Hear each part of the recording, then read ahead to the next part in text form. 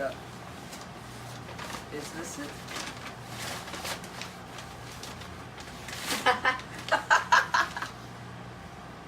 Oh, there's a banana hat.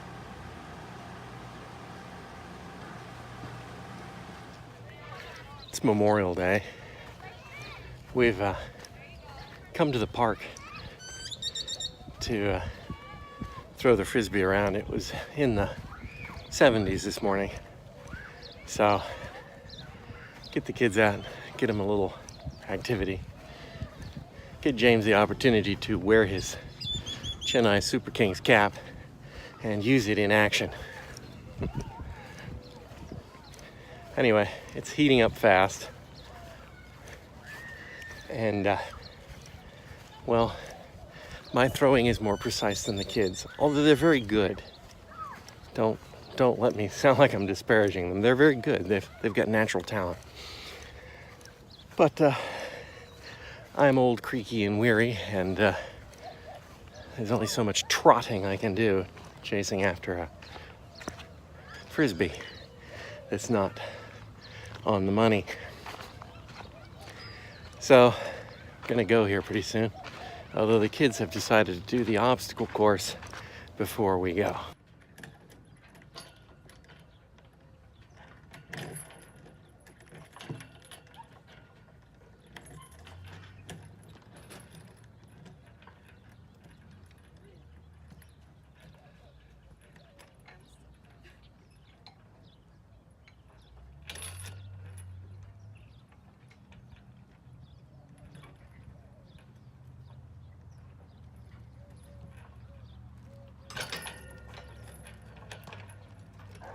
Howdy, folks. It's porch time. We're on the porch. I've decided I want to do some of these on the porch again. So I've set up my chair, and I'm using the Weber grill, well, the faux Weber grill, to set up a proper viewing angle. We may work on this arrangement. It's bright and sunny, and it's 97 degrees Fahrenheit, so it's also uncomfortable, but not blistering hot. I just went to the Dollar Tree store to buy this measuring cup, which comes conveniently in the 4 cups or the 1 liter measurements.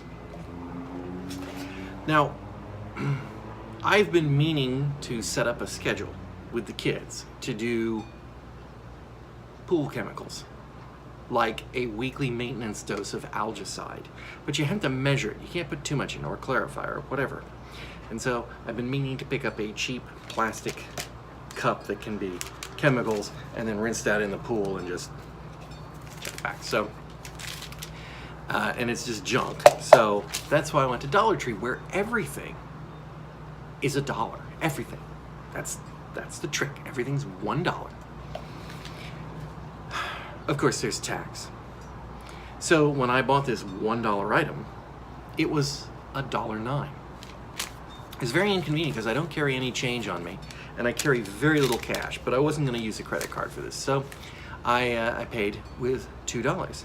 I handed the guy $2, the cashier, and he took he goes, it's $1.09. Here's $2. And he said, okay. And I just have to get rid of this 11 cents too, that he was holding in his hands. Like, okay, I don't know why I care. Couldn't you just put my $2 in and chuck that in there and then worry about it later? But apparently not. I didn't ask him that, which was probably a mistake. So he put the money in, and then he punched in the thing, and as I expected, the change should have read 91 cents. But in fact, it came back and it said, change due 99 cents. Which is, of course, wrong. And I thought, and I looked at it, going, and he looked at it, and he went, like that. And he goes, and he kind of contemplated for a second, and then he dug into his pocket And he pulled out at least one coin. I didn't see how many, but he pulled out coinage, and he put the coinage back into the thing, into the register, from his own pocket, and then he handed me $1 in change. The actual very dollar I just gave him. And said, thank you. And I'm like, and there's a big long line behind me, so I'm like, I'm confused. I felt like I had been involved in one of those cons. Have you ever seen those cons where somebody says, all right, here, I don't even know how it works, but you've got some money and I give you $5 and then I have you loan me $3 or something like that, and then you pay back the $3 with the $3 that they gave you, and now you've said, now give me the $5. You know, it's one of those word con things with the money that you do thing. That's how I felt. I felt like I had just been conned, except I had more money than I should. And I kind of walked out of the store in a daze, like with my $1 in a hand and the receipt in the other and the cup in the third hand. All right, maybe not quite like that, but, and then I just, you know, like, okay. And looking at the receipt, it says I tendered $2.08. So he said he had 11 cents to get rid of. And somehow he punched it in as 8, which I don't know why. See, I'm feeling like it again. Anyway, got a measuring cup. I've decided that I am going to get my Part 107 FAA drone.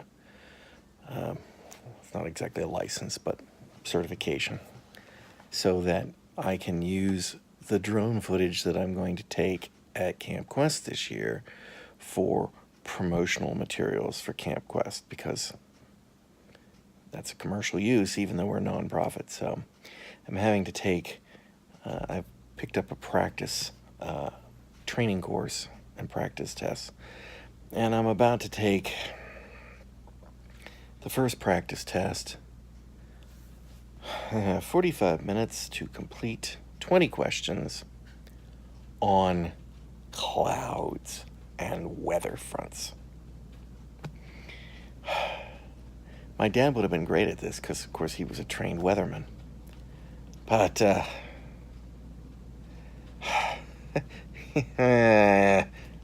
we'll see. We'll see. It's just a test, and I do well at tests.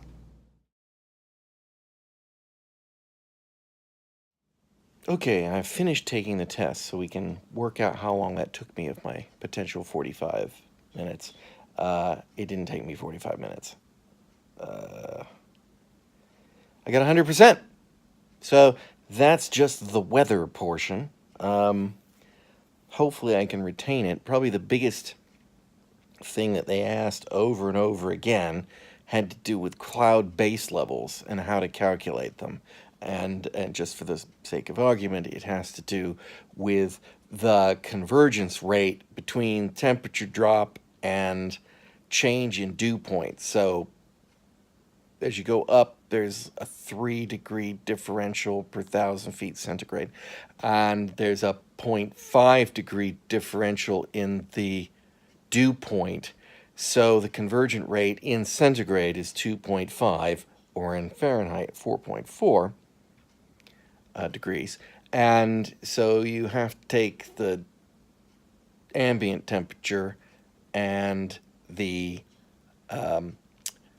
dew point, subtract those, take that number, divide it by the factor, depending on whether it's Fahrenheit or Celsius, and that gives you the approximate number of increments of 1,000 feet in altitude above the ground. And then if you need to know what it is above sea level, you have to add the altitude of the measuring base station that had the thing. And there's a lot of those. And, you know, switching back and forth between the Celsius and the Fahrenheit and the AGL, above ground level, or MSL, which I assume is mean sea level. They don't even tell you that. Anyway, got them all right, because I read and I took my time. So that's the key. Take your time. Make sure you didn't make any stupid mistake. I made some on the practice ones earlier, and because of the conversion factors or the sea level, ground level thing. We'll try to run this one very carefully. I'm holding this at an unusual angle because I'm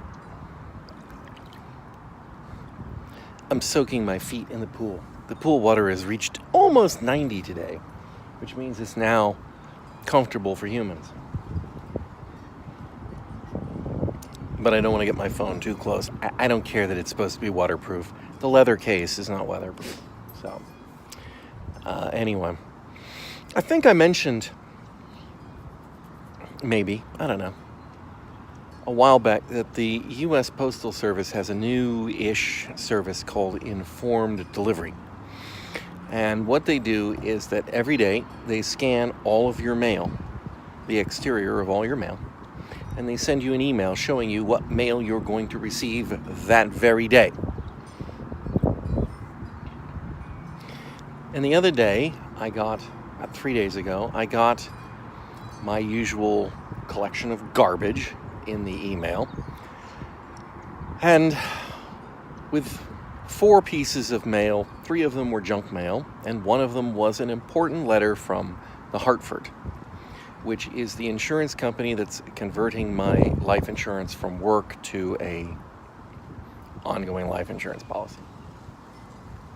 Had a lot of trouble getting that policy for a variety of reasons. I've not received mail from them. I've not, things that should have come in on time come in weeks later.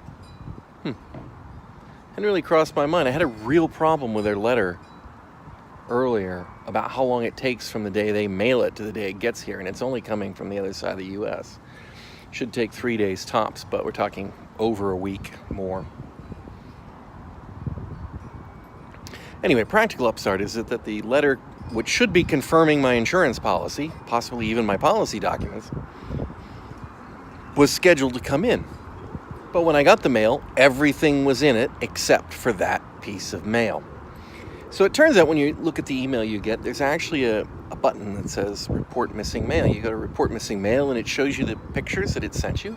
And you click on the one that's missing and you say Report That Missing. So I did that. That was before I read the notice that said, by the way, just because we tell you it's coming in today, it might come 3 or 4 days later. So don't bother reporting it as missing if it's overdue until a week. I thought, well, this is stupid. What's the point of this? Anyhow, I had reported. I reported it the same day because, god damn it, this is the first piece that hasn't come in, and it's the only one of any value. So now, today, I got my informed delivery notice, and that letter is back in the pile. Ripped. The envelope thing has got a tear in it. The barcode has been crossed out on the bottom by hand. It's got an extra mark where it's been back to the post office.